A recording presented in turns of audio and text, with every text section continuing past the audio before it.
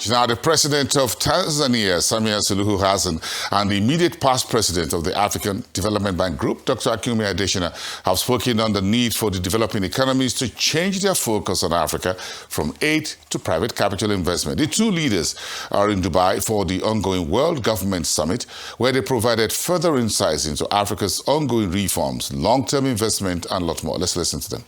First and foremost, I don't really believe that Africa should ever develop with aid, because when you talk about aid, it's almost as if you have a walking stick and it keeps going down and you're going to just simply fall over, right? And so that's not the way in which you're going to really develop.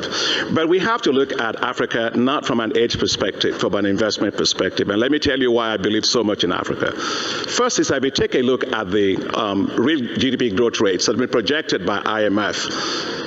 This year, Africa will grow at roughly 4%. And at 4%, it has the highest growth rate in the world, of all regions of the world. But not only that, something else to pay attention to is that for the first time ever, Africa will maintain that real GDP growth rate as the best in the world for the next 4 consecutive years. So that is not a blip. That is not some kind of cyclical noise.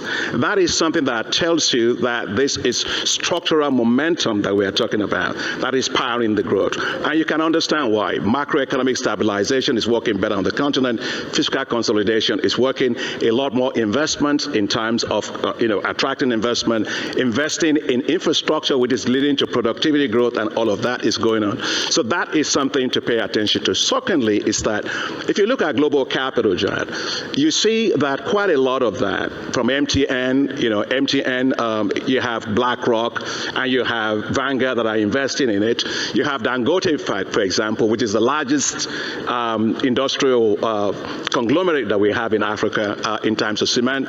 You have Safaricom, which is the world's largest, mobile company in terms of mobile money. And you look also at Jumia, which is now listed on the New York Stock Exchange in of fintech. So that tells you that Africa here is not just about promise, okay? Africa is about portfolio. These portfolios are working. Now, look at what is happening for those that are investing in Africa. In the last 5 years, the performance of infrastructure assets and also other real assets is probably giving about low teens to mid-teens in terms of returns. Now, that is important to the extent that it's also not correlated with public market public assets globally. So that tells you that Africa, right, it's really more exciting for people to look at. And finally, so essentially Africa is fantastic. Finally, let's talk about minerals, metals, and all the things. I'm sure their excellencies are going to talk about this particular issue. John, we have $6 trillion. Whether you're talking about lithium, cobalt, manganese, chromium, you're talking about rare earth and all of these things, $6 trillion. When you got $6 trillion, what are you going to do with aid? That's $6 trillion. We have to turn that into real assets for ourselves, unlock those assets. That's how we are going to really develop. So the point I want to say is, we are here in UAE, they invest a lot in AI. So if you're doing AI, if you are doing energy, if you're doing agriculture, Madam President will talk about her great work on agriculture. Africa is where it is. So Africa is not aid. Africa is about alpha. It's about, this is the region of the world that you are going to have the highest return. And so I'm very, very confident about that. And therefore, I believe that pay attention to Africa. That's where the alpha is. Okay, and we're going to drill down here on the role of development banks. Yeah, absolutely the case. Thank you for that. The role of development banks in the region, the global development banks, currency guarantees, how to exit with profits in our next round with you. Before we go further, I call on President Hassan. Prime Minister Levy is going to be speaking in Portuguese.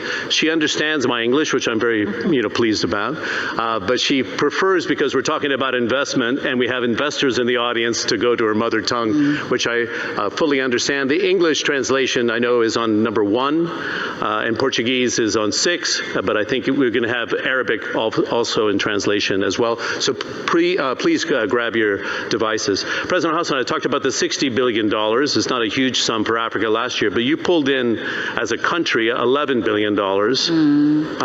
Last year you had 3 mineral resource deals take place. For those who follow energy, and I'm one of them, you have a $42 billion deal pending for LNG, which is a monster with ExxonMobil, Equinor, Shell, and a regional partner as well. What reforms have you already done to attract that capital? And you were saying that tourism makes up 17% of your economy. It's been very robust. You're the former Minister of Tourism. But what reforms are in place now to attract investment and the guarantees you're giving, and what do you want to do next to entice even more investment, please? Thank you very much. Thank you for inviting me in this panel.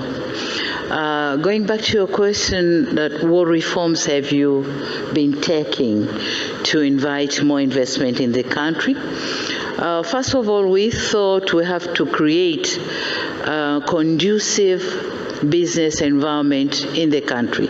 So we had to change our policies, laws and regulations to make them more attractive to the investors to come in the country.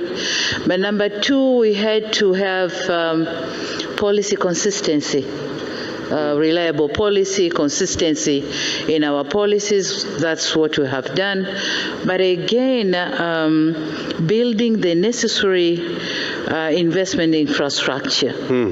Like the physical infrastructure. We've been working hard in constructing the standard gauge railway.